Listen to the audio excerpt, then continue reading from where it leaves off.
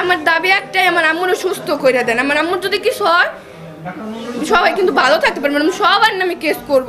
ময়মনসিংহের ত্রিশাল উপজেলার আউটিলা গ্রামের হাসিনা বেগম অস্ত্রোপচারের মাধ্যমে একটি ছেলে সন্তানের জন্ম দেন। তবে অস্ত্রোপচারের 3 মাস পরেও পেটে ব্যথা অনুভব করছিলেন তিনি। পরে আলট্রাসোনোগ্রাফিতে ধরা পড়ে ভেতরের রক্ত পরিষ্কারের জন্য তুলা ও কাপড় দিয়ে তৈরি বস্তু রেখেই সেলাই করে দিয়েছেন চিকিৎসক। জায়গাটিতে ইনফেকশন হয়ে যাওয়ার 75% জরায়ু ও বাচ্চা থাকার থলে কেটে ফেলে দিতে হয়েছে।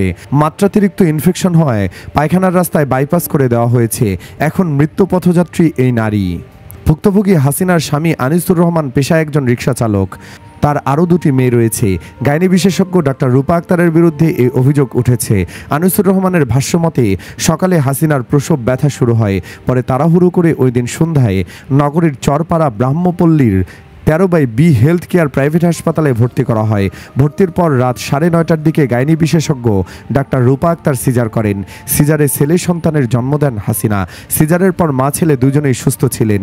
20 জুন ক্লিনিক থেকে ছাড়পত্র দেওয়া হয়, তবে ক্ষত সারছিল না। পরে স্থানীয় চিকিৎসক দিয়ে ড্রেসিং করানো হয়। ড্রেসিং করার সময় ক্ষত জায়গায় একটি সুতা পাওয়া যায়। সেলাইয়ের সুতা হবে ভেবে ওই সুতা কেটে ফেলেন স্থানীয় চিকিৎসক, তবে ক্ষত ঠিক হচ্ছিল না। হাসিনা শুধু বলতেন তার পেট ব্যথা করে। তাকে কমিউনিটি বেসড মেডিকেল কলেজ হাসপাতালে ভর্তি করা হয়। সেখানেও তার অবস্থার অবনতি হলে বাড়িতে নিয়ে আসেন। পরে ময়মনসিংহ মেডিকেল কলেজ হাসপাতালে ভর্তি করা হয় হাসিনাকে। সেখানে আলট্রাসোনোগ্রাফিতে ধরা পড়ে জরায়ুতে গজের মতো কিছু একটা রয়েছে, যে কারণে ভেতরে ইনফেকশন হয়ে গেছে। খুব তাড়াতাড়ি অস্ত্রোপচার করতে হবে। পরে অস্ত্রোপচারে 75% জরায়ু ও ফেলোপিয়ান টিউব কেটে ফেলে দিতে বাধ্য হন চিকিৎসক। মাত্রাতিরিক্ত ইনফেকশন হওয়ায় পায়খানার রাস্তায় বাইপাস করে দেওয়া হয়েছে। কান্নাজড়িত কণ্ঠে আনিসুর রহমান বলেন, বাড়িতে নেওয়ার পর হঠাৎ করে পড়ে গিয়ে আর কোনো কথাবার্তা বলতে পারছেন না আমার স্ত্রী। আমি দরিদ্র রিক্সা চালক। স্ত্রীর চিকিৎসার জন্য এরই মধ্যে 2 থেকে 2.5 লাখ টাকা খরচ করে আমি নিঃস্ব হয়ে গেছি।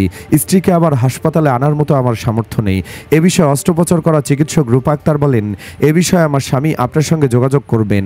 ডাক্তার রূপা আক্তারের স্বামী আরাফাত বলেন, এমন ভুল অনেক হয়, তবে আমরা রোগীর স্বজনদের সঙ্গে কথা বলে প্রয়োজনীয় ব্যবস্থা নেব। প্রিয় ভিউয়ার্স, ডাক্তারের অবহেলায় এইভাবেই জীবন হারাতে হয় রোগীদের। অনেকের মতে এইসব অপরাধ করেও ক্ষমতার জন্য রক্ষা পেয়ে যান অপরাধী ডাক্তার। কথাটির সাথে আপনিও একমত হলে কমেন্ট বক্সে ইয়েস অথবা নো লিখে জানিয়ে দিন আপনার মূল্যবান মতামত। ভিডিওটি ভালো লাগলে লাইক দিন ও শেয়ার করুন। আর আমাদের চ্যানেলে নতুন হলে সাবস্ক্রাইব করে সাথেই থাকুন। ধন্যবাদ।